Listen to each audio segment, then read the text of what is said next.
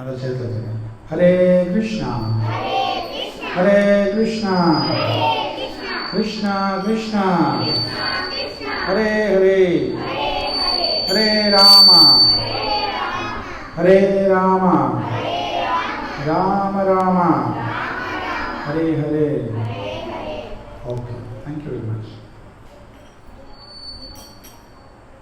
కొంచెం అటు సైడ్ వెళ్తా. హరే కృష్ణ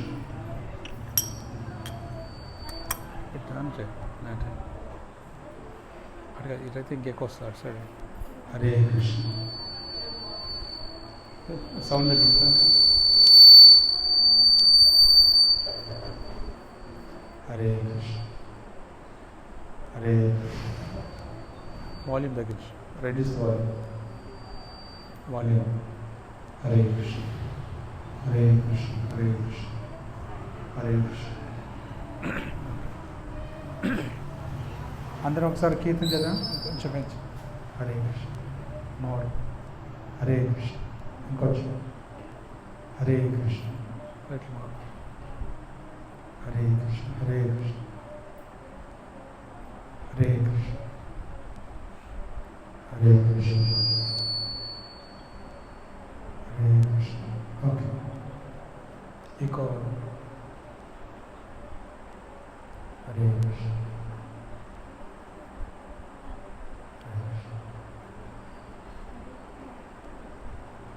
జపం చేస్తున్నారు లేదంటే కీర్తన చేద్దాం? కీర్తన జపం? జపమా? అందరూ జపం చేద్దాం. జపం చేద్దాం. 1 రౌండ్ చేయాలి అందరూ కలిసి. కంప్లీటెడా? ఏం చెప్పగానే కంప్లీట్ అయిపోయిందా?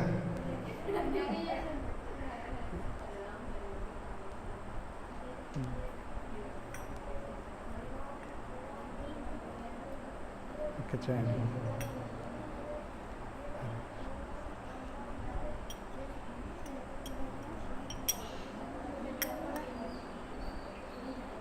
ఎవరిని కొట్టుకునే వాళ్ళంటే ఇక్కడ ముందుకు రండి. అది ట్రైబల్ బేస్, అది కొంచెం చూడండి, అడ్జస్ట్మెంట్ చేయండి. హరే కృష్ణ.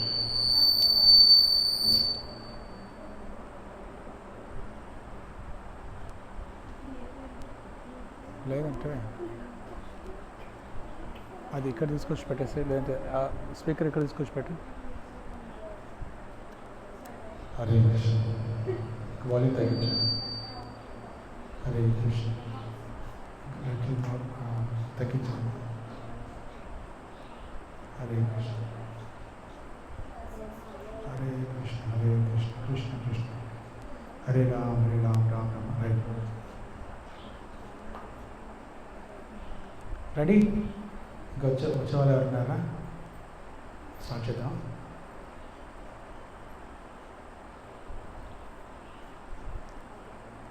నమో ఓం విష్ణుపాదాయ కృష్ణప్రేష్టాయ భూతలే శ్రీమతే భక్తివేదాంత స్వామినితి నామినే. నమస్తే సారస్వతే దేవే గౌరవాణి ప్రచారిణి నిర్విశేష శూన్యవాది పాశ్చాత్య దేశకారిణే. జయ శ్రీ కృష్ణ చైతన్య ప్రభు నిత్యానంద శ్రీ అద్వైత గదాధర శ్రీవాసాది గౌరభక్త బృంద.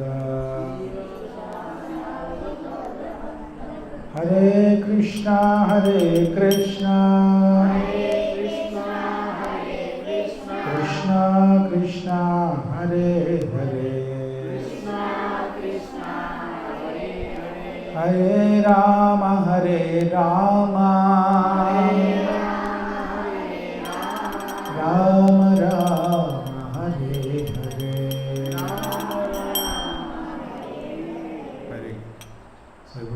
పాడుతుంటాను, నేను పాడిన తర్వాత అదే స్వరంలో సేమ్ ట్యూన్లో పాడాలి. ఓకే, జాగ్రత్త వినాలి. Hare Krishna Hare Krishna Krishna Krishna Hare Hare Hare Rama Hare Rama Rama Rama Hare Hare Hare Krishna Krishna Krishna Hare Hare Hare Rama Hare Rama. Very good.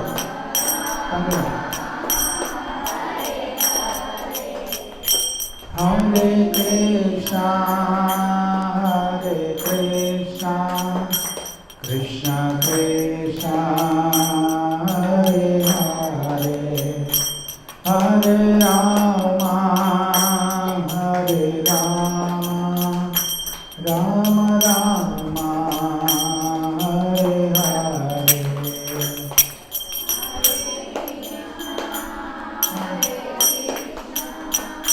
Krishna Krishna Hare Hare Hare Rama Hare Rama Rama Rama Hare Hare Hare Krishna Hare Krishna Krishna Krishna Hare Hare Hare Rama Hare Rama Rama Rama Hare Hare.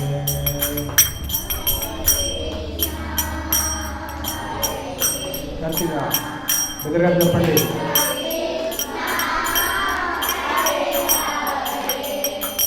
Hare Rama Hare Rama Rama Rama Hare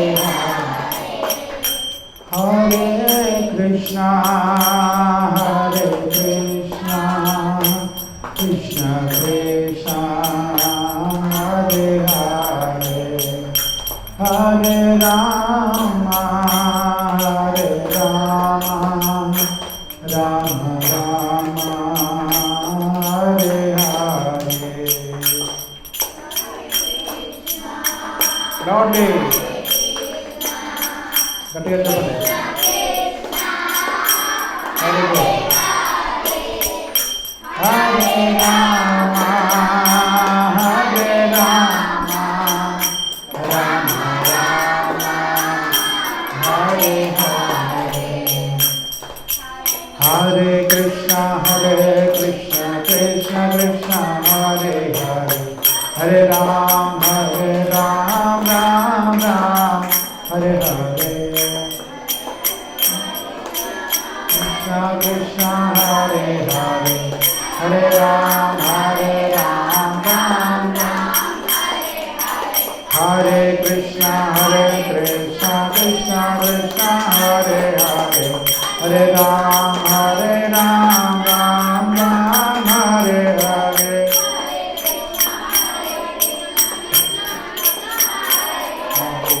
Hare Rama Rama Rama Hare Hare Krishna Krishna Krishna Hare Hare Hare Rama Rama Rama Hare Hare.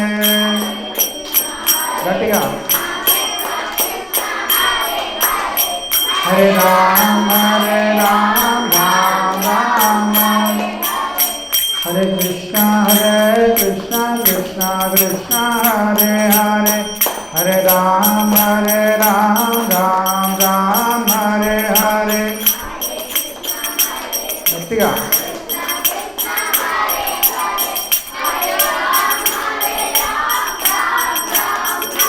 Hare Krishna Hare Krishna Krishna Krishna Hare Hare Hare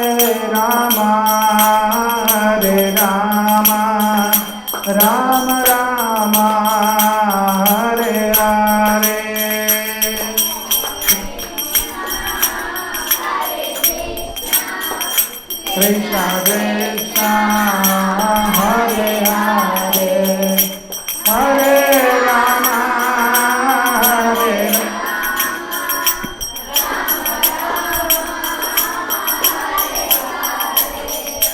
Jaya Prabhupada Jaya Prabhupada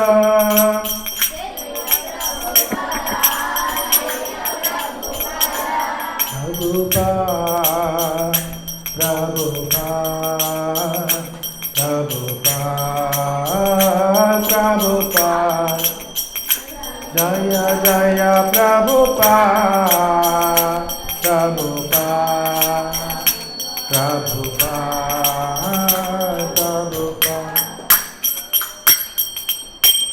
Hare Krishna. మరి ఈ ట్యూన్ అందరూ కూడా నేర్చుకోవాలి, సరేనా?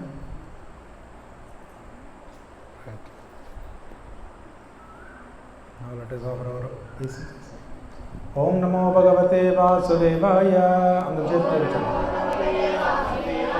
Om Namo Bhagavate Vasudevaya. Om Namo Bhagavate Vasudevaya. Om Ajnanatirandasya Jnananjanashalakaya Chakshurmilitam Yena Tasmai Shri Gurave Namaha.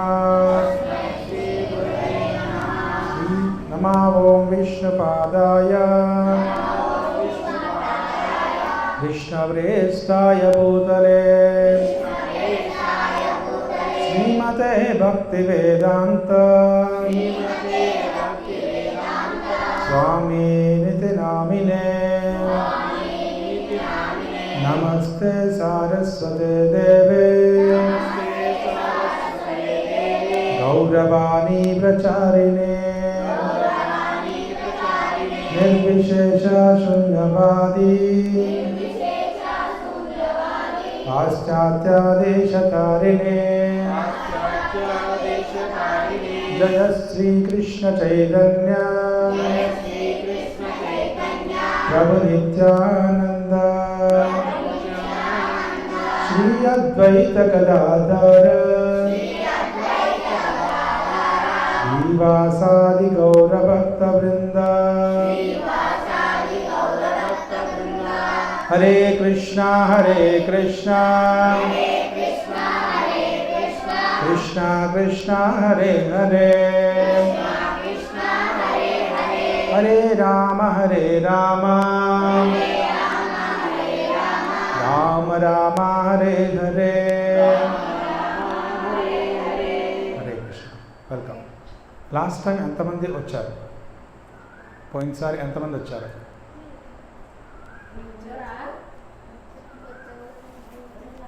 కలదా అబ్బాయి రాలే? Okay, very good.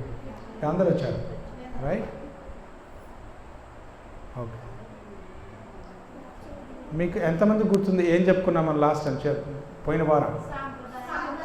ఓ వెరీ గుడ్. ఎన్ని సాంప్రదాయాలు ఉన్నాయి చెప్పండి? ఒకటి చెప్పండి.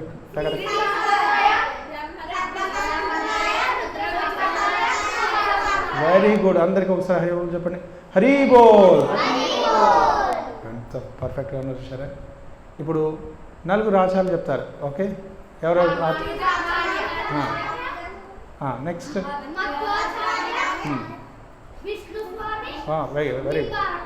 Very good. నీకు ఎక్కువ ఎక్స్ట్రా ప్రసాదం ఇస్తాను. హరి బోల్ స్పెషల్ ప్రసాదం. నీ పేరేంటి?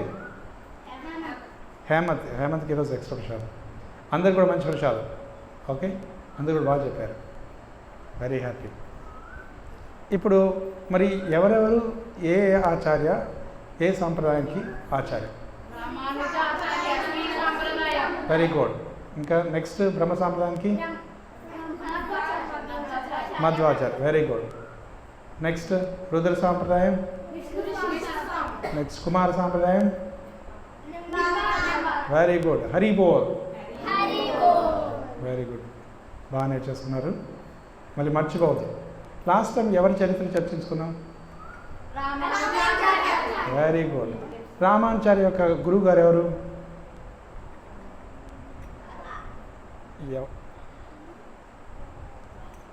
ఇంకొక స్పెషల్ గిఫ్ట్.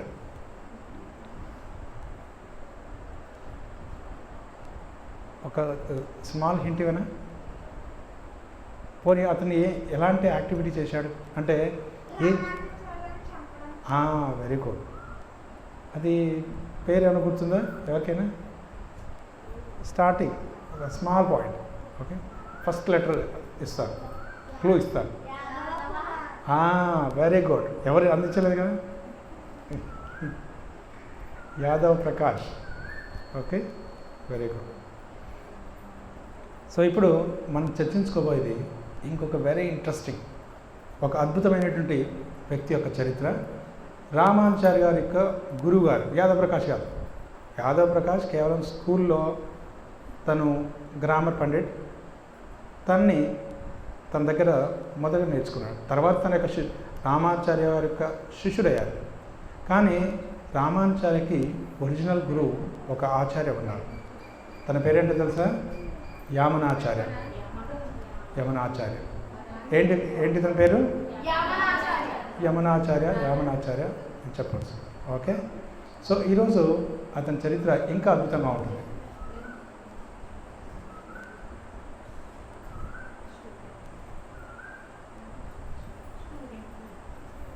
ఓకే, సో అందరు కూడా శ్రద్ధగా వినండి. పూర్వం ఒక గొప్ప భక్తుడు ఉండేవాడు.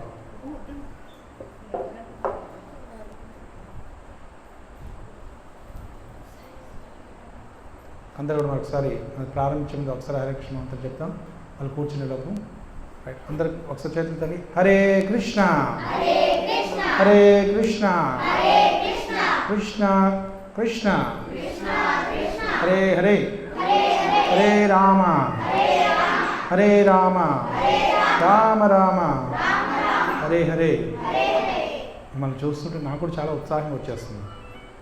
బాగా చెప్తున్నారు, బాగా నేర్చుకుంటున్నారు కాబట్టి సో మళ్ళీ రావాలనిపిస్తుంది. Okay, right.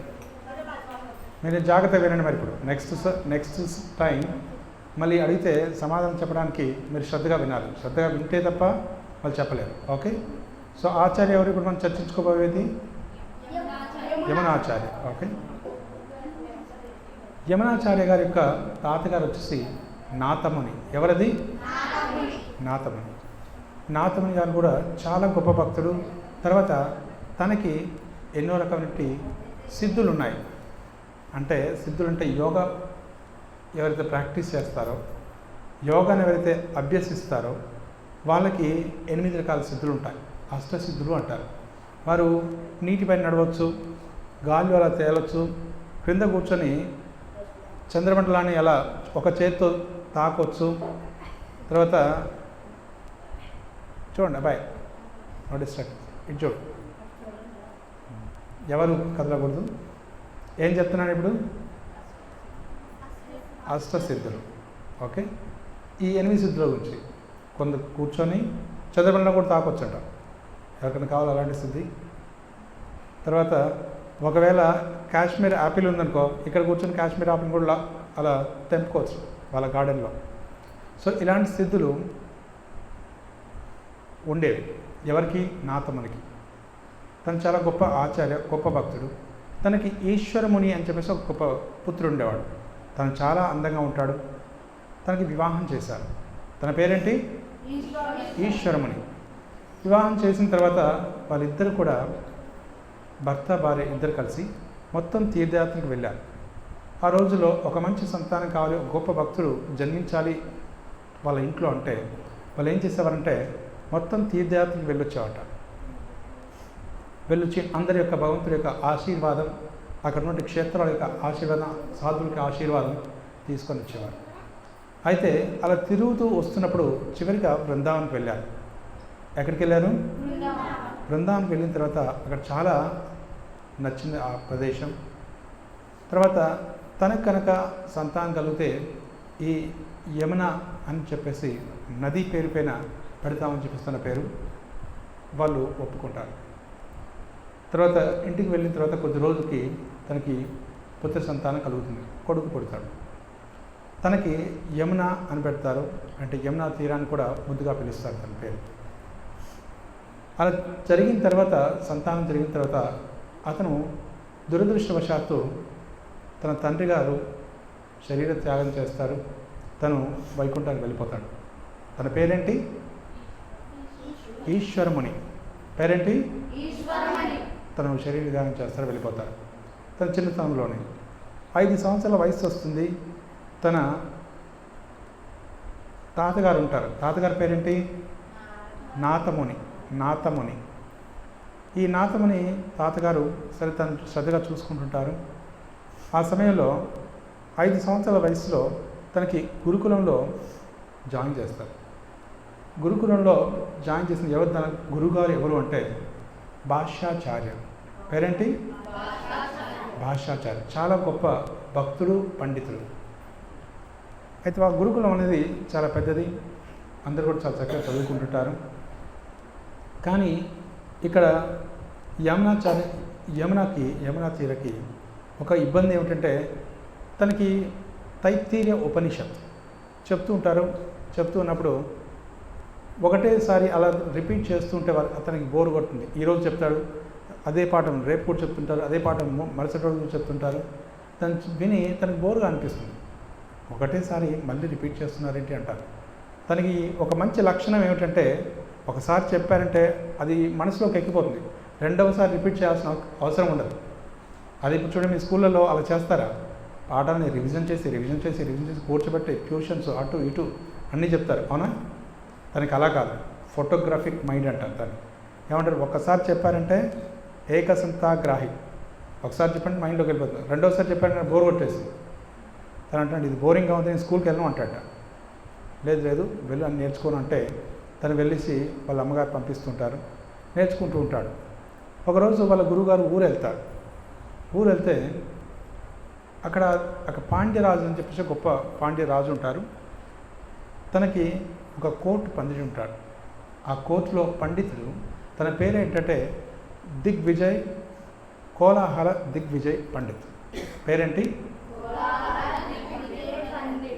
అతను ఎంత గొప్ప పండితుడు అంటే, గ్రామర్ అంటే వ్యాకరణంలో తనని మించిన వాళ్ళు ఎవరు లేదు దేశంలో. ఈ రోజులో cricket, football, volleyball, different hockey ఇలాంటివన్నీ గేమ్స్ ఉన్నాయి కదా. ఇలాంటి గేమ్స్ అన్నిటికీ ఆ రోజులు ఎవ్వరూ అట్రాక్ట్ అయ్యేవారు కాదు. కానీ ఈ డిబేట్ అంటే వాదోపవాదం అంటే శాస్త్రం యొక్క చర్చలు చేస్తుండేవారు, వాదోపవాదం చేస్తుండేవారు. దాంట్లో చాలా ఆనందాన్ని పొందేవారు. దాంట్లో ఇలాంటి గొప్ప పండితులు వాదించేవాళ్ళు. ఎవరైనా ఓడిపోతే చాలా కఠినమైన శిక్ష అనేది విధించేవారు వాళ్ళకి. ఇలాంటి పండితులు ఈ కోలాహల దిగ్విజయ్ పండిత్ తన కోర్టులో ఉండేవాడు. ఈ రాజుగారికి చెప్తూ ఉండేవారు, ఒకవేళ ఎవరైతే ఓడిపోతారో వారికి శిక్ష ఏమిటి అని అంటే, ఒక చెవు కట్ అయిపోతుంది. ఏమిటి? ఒక చెవు కట్ అయిపోతుంది. చెవు కట్ అవ్వడమే కాకుండా రాజుగారికి ట్యాక్స్ అనేది పే చేయాలి. ఆ కిస్తు అనేది కట్టాలి, వాళ్ళు శిస్తు అనేది చెల్లించాలి, పన్ను కట్టాలి. అలా కట్టకపోతే వాళ్ళకి ఉరిశిక్ష చేస్తాడు. ఈ రకంగా చాలా కఠినంగా ఉండేవి పరిస్థితి. కాబట్టి తను ఒకరోజు వాళ్ళ కోర్టు నుండి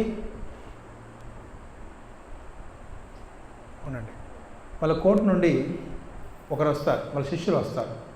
ఎవరి శిష్యులు? భాష్యాచార్యుల దగ్గరికి కోలాహల పండిత్ యొక్క శిష్యులు వస్తారు. ఎందుకంటే భాష్యాచార్యులు ఒకసారి ఓడిపోతే దానికి ఆ పన్ను చెల్లించడం కోసం వెళ్ళి అడగడానికి వస్తారు. అడగడానికి వచ్చినప్పుడు ఆ సమయంలో భాష్యాచార్యులు లేరు, మిగతా విద్యార్థులు ఎవరు కూడా లేరు. కేవలం ఈ యమున తీరం ఉంటాడు. తను యమున ఉన్నప్పుడు వాళ్ళు వచ్చి అడుగుతారు, ఏంటి మీ గురుగారు ఎక్కడికి వెళ్ళారు అని గర్వంగా అహంకారంతో మాట్లాడతారు. మాట్లాడిన తర్వాత తనకు కోపం వచ్చేస్తుంది. ఏంటి, ఏం కావాలో చెప్పండి, మా గురువారు లేకపోయినా నేను మీరు చూసుకుంటాను, మీరు చెప్పండి అంటాడు. అన్నప్పుడు వాళ్ళు ఒక కాగితాన్ని చూపిస్తారు, ఒక పత్రాన్ని చూపించేసి, ఇది మీ గురువుగారు ఓడిపోయారు ఒకసారి, ఈ వాదోపవాదంలో. కాబట్టి దీనికి శిస్తు చెల్లించాలి, ఈ పన్ను కట్టాలి, కాబట్టి ఇది తీసుకోండి అని చెప్పేసి చూపిస్తారు. ఆ సమయంలో తను ఏం చేస్తుంటాడంటే గోశాలలో ప్యాడ్ ఎత్తుతుంటాడు. ఏం చేస్తున్నాడు? ఆ పత్రాన్ని తీసుకొని దాంతో కలిపి ప్యాడ్ ఎత్తాడు. మరి యమున అంటాడు, వెళ్ళి మీ గురుగారు చెప్పు ఆ విద్వజ్జుల కోలాహల పండితుకి, సో ఇది మా గురుగారు అంత గొప్పవాడు, తను ఈ చిన్నదానికి ఎందుకు రావాలి, పైగా మిమ్మల్ని చూస్తుంటే మీ గురుగారు ఎంత మూర్ఖుడో అర్థమవుతుంది అని అంటాడు. ఎందుకు అనంటే మీకు ఇలా ట్రైన్ చేశారు, ఇంత అహంకారం ఉంది మీకు, కాబట్టి మీలాంటి వాళ్ళకి సమాధానం చెప్పాల్సిన అవసరం లేదు, నేనే వస్తాను చెప్పు మీ గురుగారికి అంటాడు.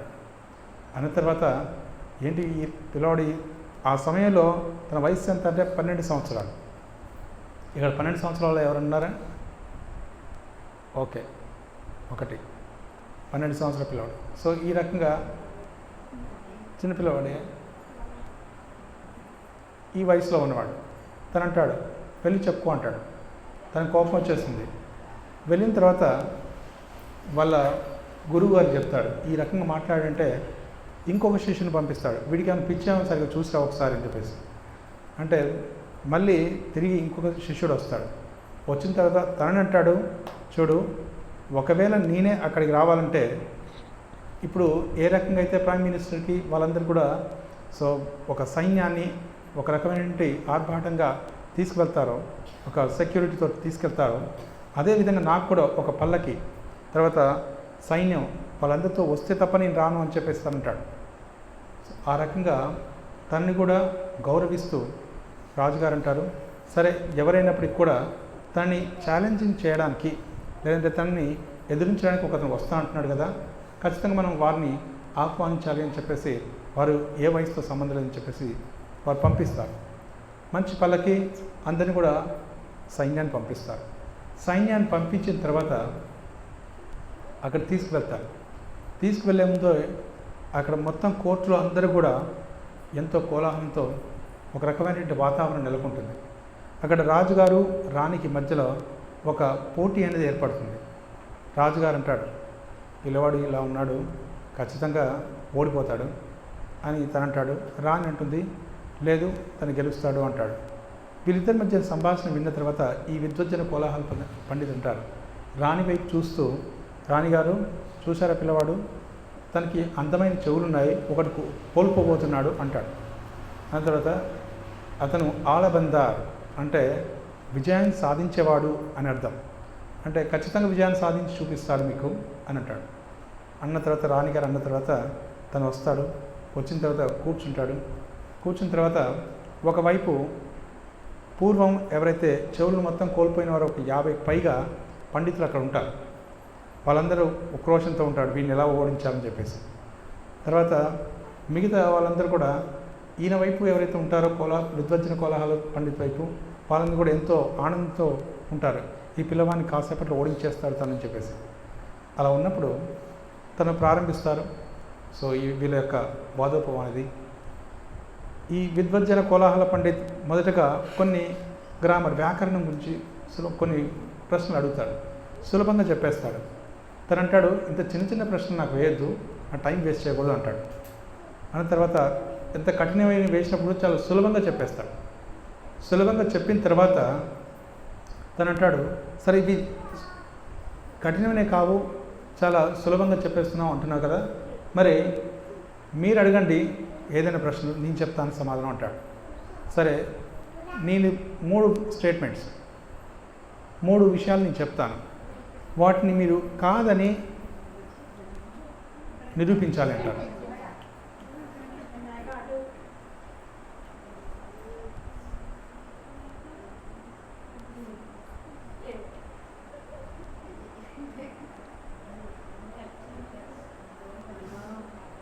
హరే కృష్ణ,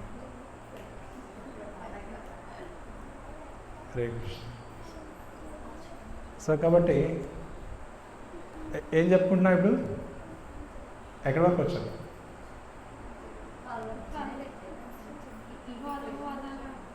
వాదోపవాదం 3 విషయాలు నేను చెప్తాను, దాన్ని మీరు కాదు అని నిరూపించాలి. ఏం చేయాలి? నేను 3 ప్రశ్నలు వేస్తాను, వాటిని అవునని కాదు అని నిరూపించాలి. ఆ 3 ప్రశ్నలో మొదటి ప్రశ్న ఏమిటంటే, జాగ్రత్త వినండి, చాలా జాగ్రత్త వినండి. మొదటి ప్రశ్న ఏమిటంటే, మీ తల్లి గొడ్రాలు కాదు అని నిరూపించాలి. ఏమిటి? మీ తల్లి గొడ్రాలు కాదు అని నిరూపించాలి. ఈయనకు కొంచెం మతిపోతుంది. ఏంటి, మా తల్లి గొడ్రాలు కాదు అని నిరూపించాలంటే నేను ఎక్కడి నుండి వచ్చాను? అది పెద్ద సమస్య. రెండవ ప్రశ్న, రాజుగారు తను ఒక ధార్మికుడు కాదు అంటే పుణ్యాత్ముడు కాదు అంటే పాపాత్ముడని నిరూపించాలి. మూడవది, రాజుగారు అక్కడ ఉండగానే రాజుగారు పాపాత్ముడు అని నిరూపించాలంటే అది కాస్త తల ఎగిరిపోతుంది. మూడవది ఇంకా భయంకరమైంది, రాణిగారు పతివ్రత కాదు, పతివ్రత స్త్రీ కాదు, ఇది నిరూపించాలి అంటారు. సో ఇతనికి చాలా కోపం వచ్చేస్తుంది, కానీ ఆపుకోలేకపోతుంటాడు. కానీ సంభవం ఏదో రకంగా దాన్ని దిగమించుకుంటాడు. ఇటు సైడ్ ఉన్న వాళ్ళు, తన వైపు ఉన్న వాళ్ళందరూ కూడా గొడవ చేస్తుంటారు.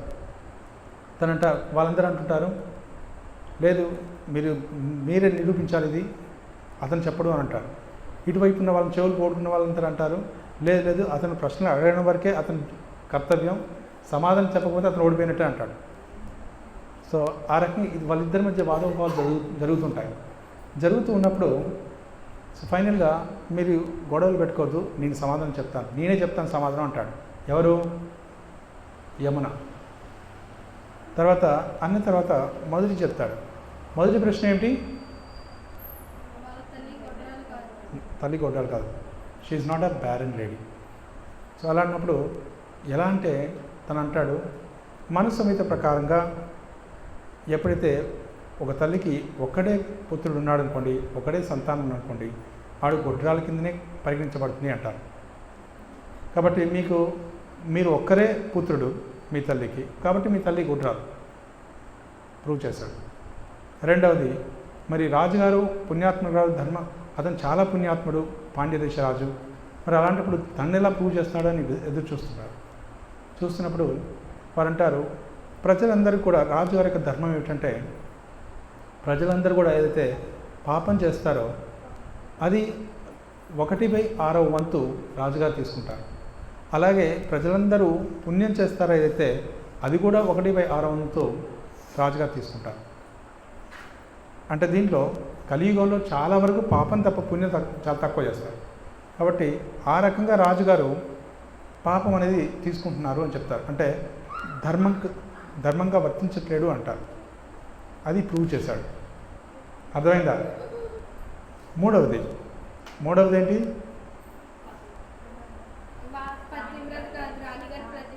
రాణిగారు పతివ్రత కాదు. రాణిగారు పతివ్రత కాదు అంటే, ప్రతి స్త్రీ కూడా వివాహం అవ్వకముందు 2 దేవతలు ఉంటారు.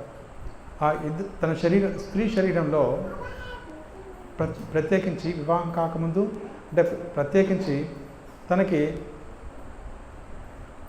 ఒక మెచ్యూరిటీ స్టేజ్, ఆ మెచ్యూర్ అవ్వకముందు వరకు 2 దేవతలు ఉంటారు. వాళ్ళు రక్షణ కల్పిస్తుంటారు.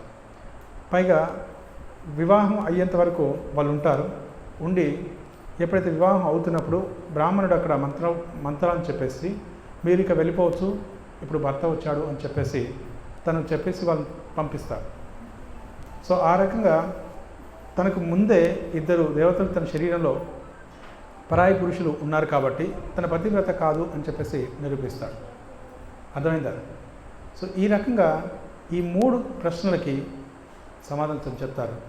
ఈలోగా కోర్టు మొత్తం కూడా ఎంతో ఆనందోత్సవాలతో తను ఆలబందార్ అంటారు. ఆలబందార్ అంటే ఏమిటి అంటే విజయాన్ని సాధించినవాడు అని అర్థం తమిళ్లో. కాబట్టి విజయాన్ని సాధించినవాడు అని చెప్పి గట్టిగా అందరూ అంటుంటారు. ఏంటది? ఆలబందార్. ఒకసారి చెప్పండి గట్టిగా.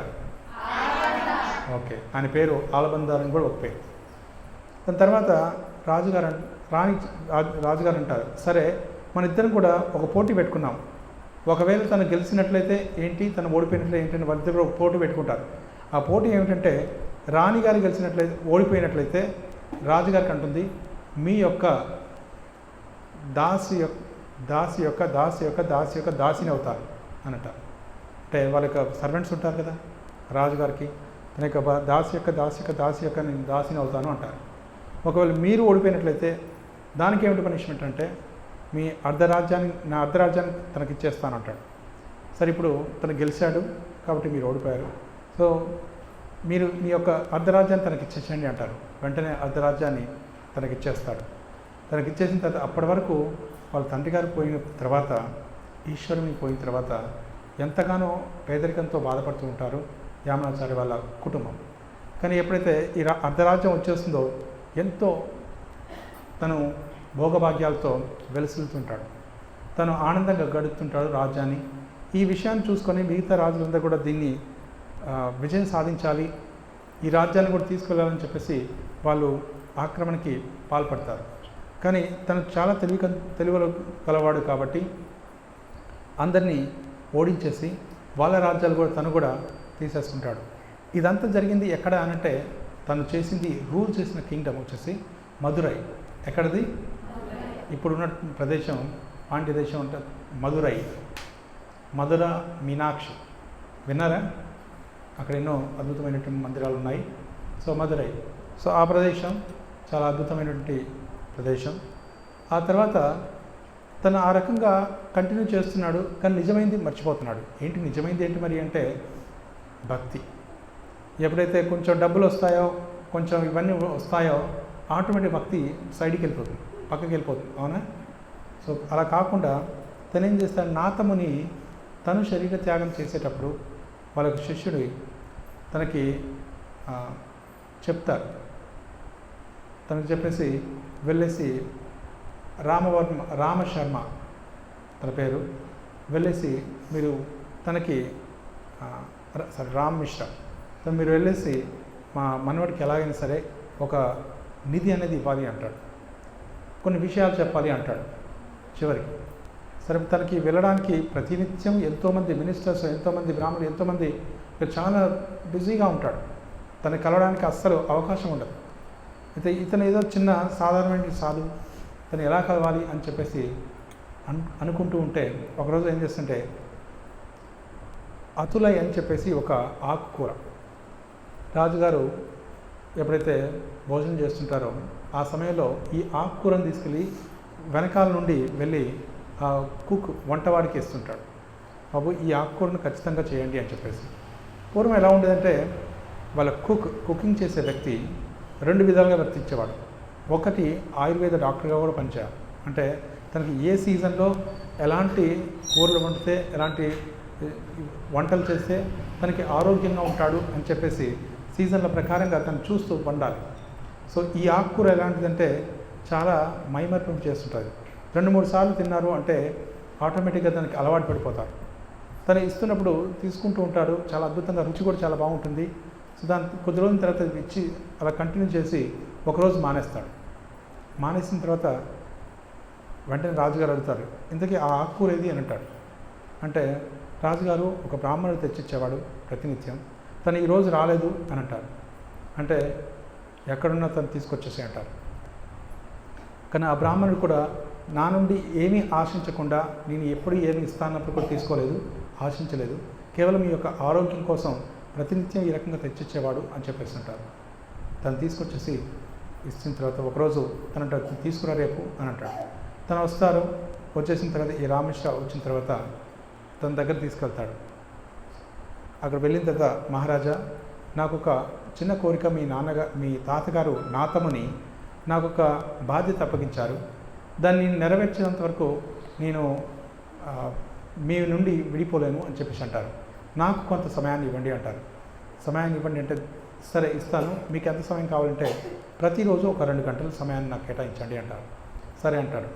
ప్రతినిత్యం వెళ్ళిన తర్వాత తనకి 2 గంటల సేపు భగవద్గీత బోధించేవాడు. ఏం చేసేవాడు? భగవద్గీత బోధించేవాడు. ఈ 2 గంటలు బోధించిన తర్వాత తనకి క్రమక్రమంగా ఈ భగవద్గీత పైన రుచి అనేది పెరిగిపోయింది. ఈ యొక్క భౌతికమైన విషయాల పట్ల ఆసక్తి అనేది తగ్గిపోయి భక్తి పెరుగుతూ వస్తున్నప్పుడు తనకు క్రమంగా తనంటాడు, ఇంకా నిజమైన ఆస్తి అనేది కొంత ఉంది, దాన్ని మీకు అప్పచెప్పాలి అంటాడు. ఏంటా ఆస్తి అంటే అది ఒక 1000 పడగలున్న సర్పం చేత రక్షించబడుతుంది. తర్వాత ఒక దైత్యుడు దాన్ని ప్రతి సంవత్సరం కూడా వచ్చి ఇంకా చూసి వచ్చి లాక్ తీసి దాన్ని రక్షణ కల్పిస్తూ ఉంటాడు. తర్వాత అదే కాదు, అది ఒక 2 నదుల మధ్య ఉంటుంది, అక్కడ తీసుకువెళ్ళేసి మీకు చూపిస్తాను అని అంటాడు. సరే, మనం ఏదో ఒక సమయాన్ని చూసి మనం వెళ్దాం అని చెప్పేసి ఒకానొక సమయంలో తన యొక్క రాజ్యాన్ని మొత్తం కూడా మినిస్టర్స్కి అప్పచెప్పేసి మంత్రులకు అప్పచెప్పిన తర్వాత తను వెళ్తాడు. తనతో పాటు వెళ్తూ ఎక్కడ మధురై నుండి శ్రీరంగం వెళ్తాడు. శ్రీరంగం వెళ్ళిన తర్వాత అక్కడ చివరికి తీసుకెళ్ళేసి రంగనాథ స్వామి శయనిస్తున్న రంగనాథ స్వామి చూపిస్తాడు. చూపించేసి అంటాడు, ఇదే మీ తాతగారు నాకు ఇచ్చినటువంటి ఆస్తి, మీకు చూపించమన్నటువంటి ఆస్తి అని చెప్పేసి. సో 1000 పడగల సర్పం వచ్చేసి అనంతశేషుడు, తనపైన శయనిస్తున్నటువంటి శ్రీరంగనాథుడు. తర్వాత ఇక్కడ వచ్చినటువంటి దైత్యుడు లేదా రాక్షసుడు ఎవరు అంటే ప్రతి సంవత్సరం వచ్చేది విభీషణుడు. ప్రతి సంవత్సరం వచ్చేసి తను ఆరాధిస్తూ వెళ్ళిపోతుంటాడు. అలాగే ఇది 2 నదుల మధ్యలో ఉంటుంది, కావేరి ఇంకొక నది ఉంటుంది. ఈ రెండింటి మధ్యలో ఉంటుంది ఈ యొక్క శ్రీరంగం అని చెప్పి శ్రీరంగం. దీన్ని ఇదే మీ యొక్క ఆస్తి అని అంటాడు. అక్కడికి వెళ్ళిన తర్వాత ఎంతగానో ఆకర్షించబడి పూర్తిగా అక్కడే జీవితాన్ని తను డెడికేట్ చేస్తాడు.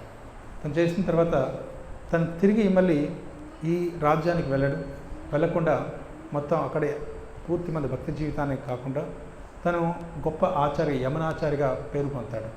తనని ప్రభుపాదుల వారు ఎన్నోసార్లు తన యొక్క కొటేషన్స్, తన యొక్క ఏదైతే టీచింగ్స్, తన ఉపదేశాలు ఉన్నాయో వాటిని చెప్తూ ఉండేవారు. రత్నావళి అని చెప్పేసి ఒకటి ప్రమేయ రత్నావళిని చాలా గొప్ప గ్రంథం రచించారు యమనాచార్య.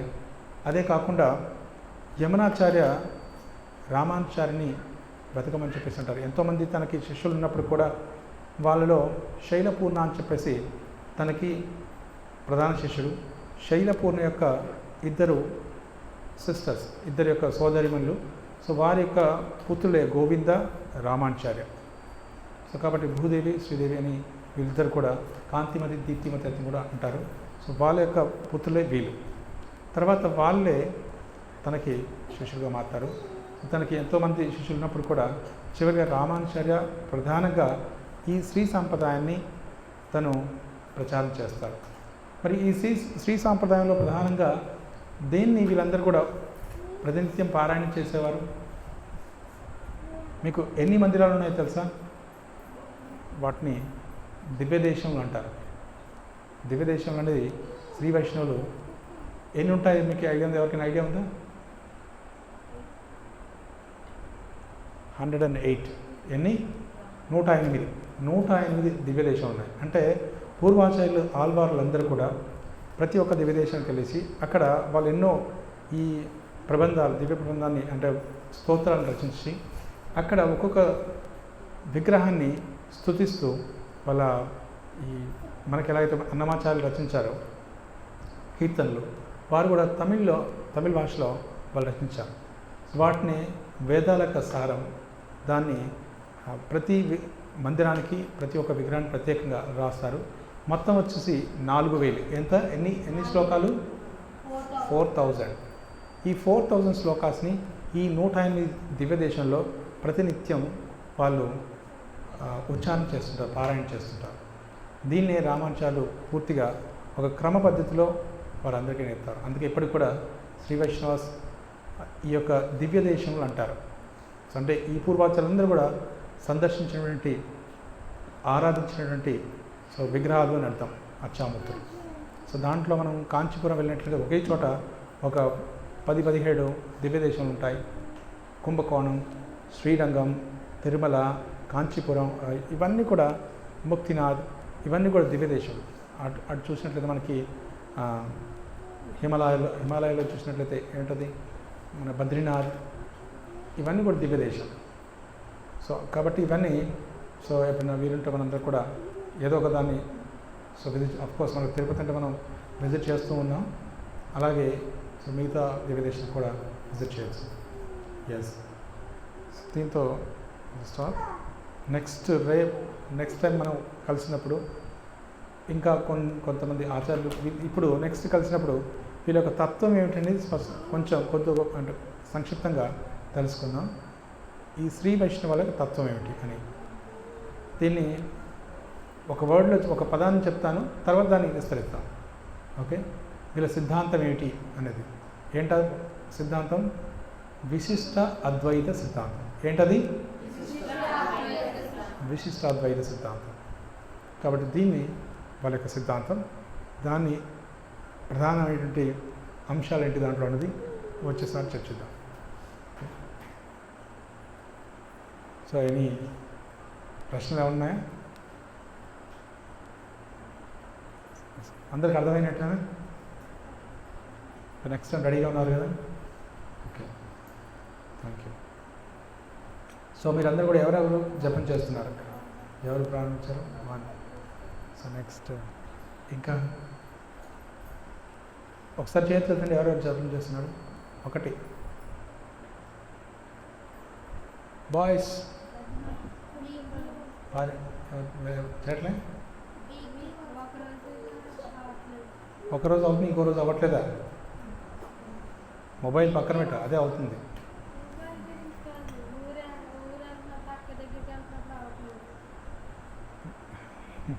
పోనీ ఊరు వెళ్ళకపోయినప్పుడు అవుతుందా? ఎన్ని రౌండ్స్ చేస్తున్నావు? 1 రౌండ్. ఇది అసలు చేయట్లేవా? క్లాస్కి వచ్చినప్పుడు చేస్తుంది.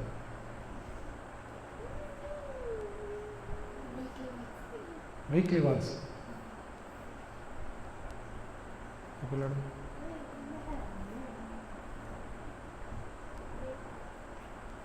ఎన్ని రౌండ్స్? వీక్లీ వన్సా? అంటే మీరు అందరూ వీక్లీ వన్స్ భోజనం చేస్తుంటారా? ఏం చేస్తున్నారు? రెగ్యులర్ చేస్తున్నారా? మాతాజీ వీక్లీ వన్సే పెట్టండి. ఎప్పుడు జపం చేస్తే అప్పుడే పెట్టండి. అవునా కాదా? సో మనం జపం అంటే 16 మాలలు చేస్తే 16 మాలకి కనీసం 1700 చేంజ్ ఉంటుంది. అంటే నామాలు 1700 చేంజ్ అంటే దాని అర్థం ఏమిటంటే అలా 1700 సార్లు మనం ఉచ్ఛ్వాస నిశ్వాసాలను తీసుకుంటాం కనీసం మన ప్రతిరోజు. సో కాబట్టి ప్రతిదానికి ఒక శ్వాస ఒకసారి తీసుకున్నామంటే ఒక నామం. ఆ రకంగా మనది కాన్షియస్నెస్, చైతన్యం అనేది శుద్ధి అవుతుంది, మన హృదయం అనేది పరిశుద్ధం అవుతుంది.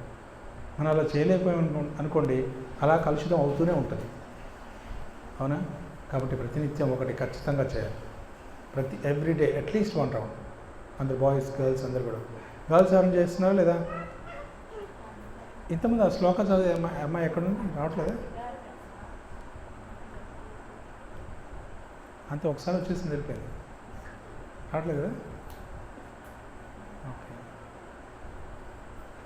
ఎవరు చేయట్లే? No more. ఓకే, సో అందరు కూడా మీరు పెద్దవాళ్ళు ఎవరెవరు చేస్తున్నారు ఇక్కడ? ఇంతకీ మీరు ఒకరు చేస్తారు. ఎన్ని రౌండ్స్ చేస్తున్నారు మాతాజీ? 8 రౌండ్స్.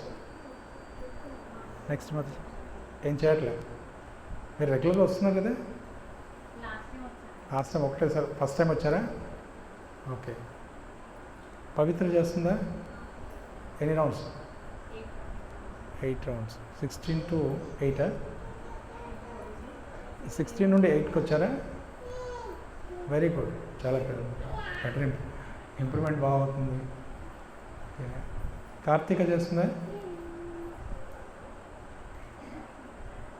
అందుకే వెనక్కి వెళ్ళిపోయింది. ఓకే. దేవికి ఉందా ఇక్కడ? దేవికి కూడా చేయట్లేదు. ఎస్ మాతాజీ, మీరు చేస్తున్నారా? ఎన్ని రౌండ్స్ చేస్తున్నారు? 5 రౌండ్. Very good. మీరు 2 చేస్తున్నారు. ఓకే, పెంచండి. ఇంకా మన రిటైర్మెంట్కి వచ్చిన తర్వాత మనం పెంచకపోతే ఎలాగా? ఇక వేరే ఏం పెంచకూడదు, కేవలం మాలలు పెంచాలి. ఓకే, ఇక్కడ మీరు చేస్తున్నారమ్మా? ఎవరు ఇక్కడ ప్రారంభించలేదు ఇంకా? మీ దగ్గర మాలలు ఉన్నాయా? అందరి దగ్గర మాలలు ఉన్నాయి కదా? పాపం మన అమరేంద్రుడు అందరు కూడా ఇప్పించారు. మరి ఎవరు కూడా చేయట్లంటున్నారు. ఇక్కడ చేస్తున్నారు పెద్దవాళ్ళు? ఎవరు చేయట్లే. ఈరోజు కొంచెం తగ్గారు.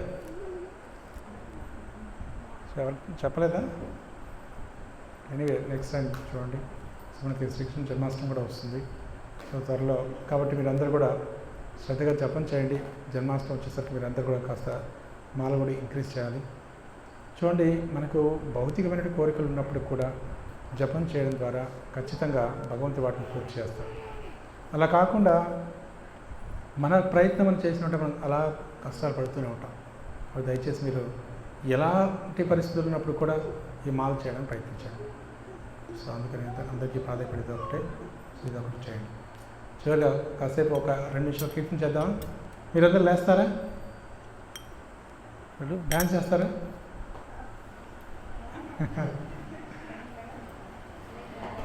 ఊరికి లేచి నిల్చో, పర్లేదు, డ్యాన్స్ చేయక్కర్లేదు. ఇంతసేపు కూర్చున్నారు కదా, ఓకే. మరి కూర్చొని వేస్తారా? కూర్చుంటారా లేస్తారా?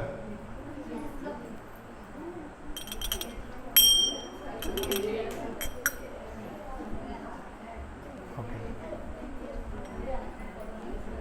హరే కృష్ణ హరే కృష్ణ కృష్ణ కృష్ణ హరే హరే హరే రామ హరే రామ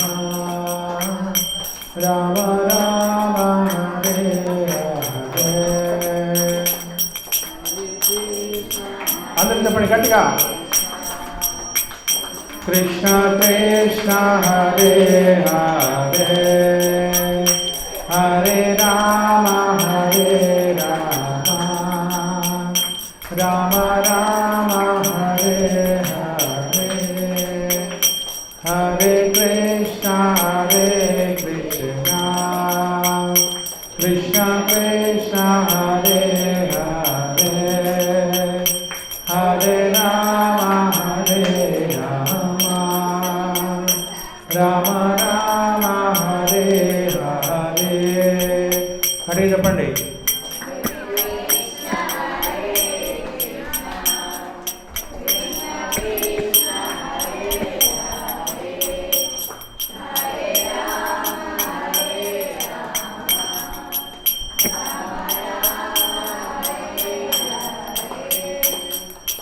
हरे कृष्णा कृष्णा कृष्णा हरे हरे हरे राम राम राम हरे हरे.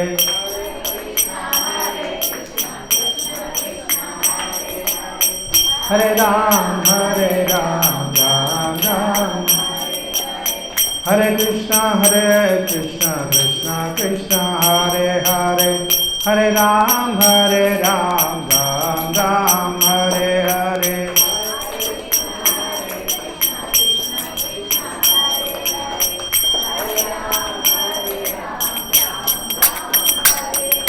हरे कृष्णा कृष्णा कृष्णा हरे हरे हरे राम राम हरे हरे. अंदर क्लास कोटंడి. 1 2 3. हरे कृष्णा कृष्णा कृष्णा हरे हरे हरे राम राम हरे हरे.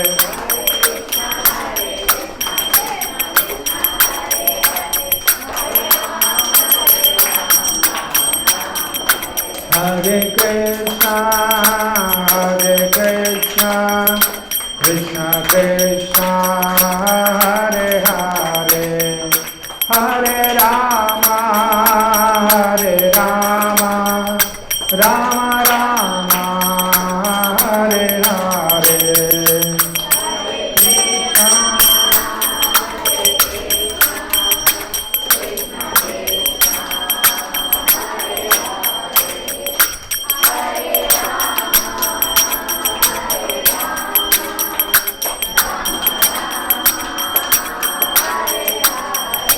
जय सीताराम सीताराम सीताराम जय लक्ष्मण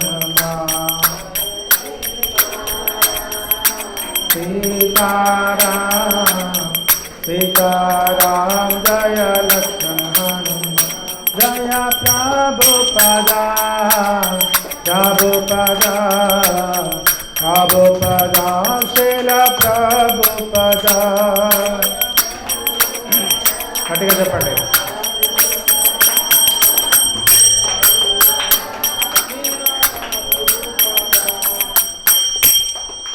हरिनाम संकीर्तन यज्ञ की, हरे कृष्ण महामंत्र की, यवनाचार्य की, सीताराम लक्ष्मण हनुमान जी की, वेणुगोपाल स्वामी की, बालाजी भगवान की, कृष्ण प्रभुपाद की, हाय गौतमानंदे।